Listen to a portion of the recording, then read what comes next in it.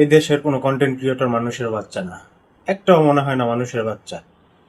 তারা দেশের সব কিছু নিয়ে মাথা ঘামায়, সব কিছু নিয়ে ট্রল করতে পারে, ফানি ফানি ভিডিও বানাইতে পারে, মার্কেটিং করতে পারে, সব কিছু করতে পারে, এবং দেশের মানুষ এগুলো দেখে এনজয় করে, তারপর তাদের ডলার রান হয়। কিন্তু মানুষের, এদেশের জনগণের এবং দেশ নিয়ে চিন্তা ভাবনা করা তাদের কোনো সময় নেই।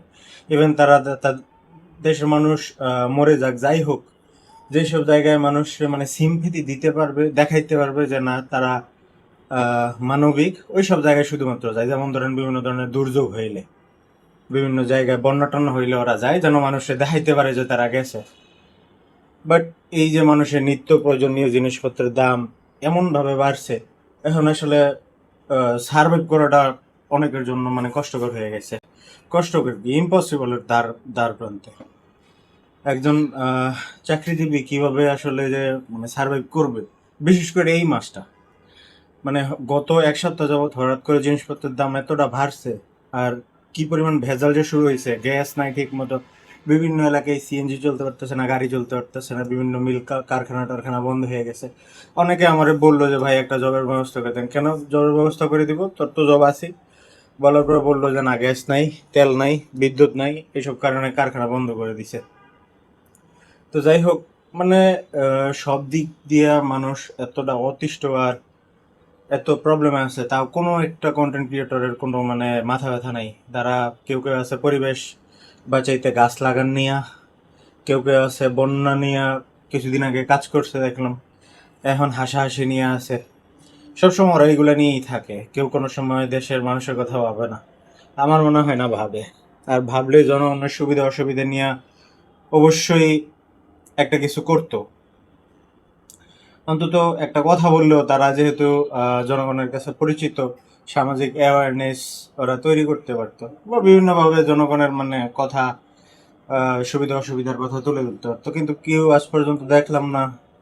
দেশের মানুষ যাদেরকে মানে এই যাদেরকে এরকম পরিচিত মুখ বানাইছে, তাদের কথাই তারা কোনো সময় ভাবে নাই আলটিমেটলি, মন থেকে। আমার মনে হয় না, আমি কাউরে দেখিনি এই পর্যন্ত। যাই হোক, হয়তো বা রাজনৈতিক প্রবলেম হবে এই জন্য তারা বলে না। বাট আসলে দেশ যেই জায়গায় যাক, বাঙালি মানে জাতি হিসাবে এতটা খারাপ, যদি দেশ তারা বিক্রিও করে দেয় কোনো রাজনৈতিক দল, বা একেবারে মানে খেয়েও ফেলে, তারপরেও বাঙালি কিছু বলবে না, যদি না শুধুমাত্র মানুষগুলো ঠিকঠাক মতো চলতে পারে, বাঁচতে পারে, নিত্য প্রয়োজনীয় জিনিস যেগুলো আছে এগুলো ঠিকঠাক মতো কিনতে পারে। যদি জাস্ট এইটুকুই মানুষের দেয়া যায়, তাহলে দেখা গেছে রাস্তায় 5 ঘন্টা জ্যামে বসে থাকার অভ্যাস সব বাঙালির আছে, যারা চাকরি করতেছে, যারা শহরে থাকতেছে। তারপরে হচ্ছে বিদ্যুৎ ছাড়া থাকতে পারতেছে, শিক্ষা ব্যবস্থা শিক্ষা ব্যবস্থা যেই দিকেই যাক কোনো সমস্যা নেই। পরিবেশ দূষণ হোক, ভালো হোক খারাপ হোক, যা মন চায় তা হোক, দেশ বিক্রি করে দেখ, পারমাণবিক বোমা মেরে দেখ, বিদ্যুৎ টিদ্যুৎ যা আছে সব বন্ধ হয়ে যাক, শুধুমাত্র নিত্য প্রয়োজনীয় যে জিনিসগুলো আছে, মানে বাঙালি জাস্ট খাইতে পারলে আর বাঁচতে পারলে এনাফ, আর কিচ্ছু লাগবে না। এইটুকু যদি এনশিওর করতে পারতো দেশের সরকার অথবা দেশের ব্যবস্থাপনা, তাইলেই হইতো। এর বাইরে যত সুখ সুবিধা আছে মানুষের, সব কিছু খেয়ে ফেলুক, দেশ বিক্রি করে দিক, ইন্ডিয়ার হাতে তুলে দিক, কোনো সমস্যা ছিল না বাঙালির। বাট মানুষ কিন্তু দিন দিন অতিষ্ঠ হচ্ছে।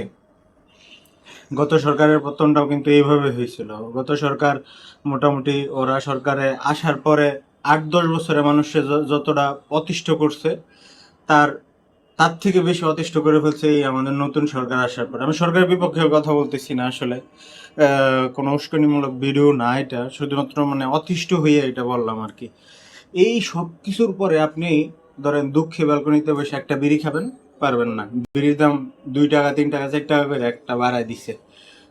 এইরকম মুসিবতে আছি, তাও দেখা গেছে যদি যারা পাবলিক ফিগার আছে, যারা সবার সামনে পরিচিত সবার সাথে, তারা যদি কথাবার্তা বলতো আসলে ভালো কিছু হইতো আমি মনে করি। বাট কারো কোনো মাথা ব্যথা নাই। যাই হোক, যদি আর কিছু বলার নেই, টাটা।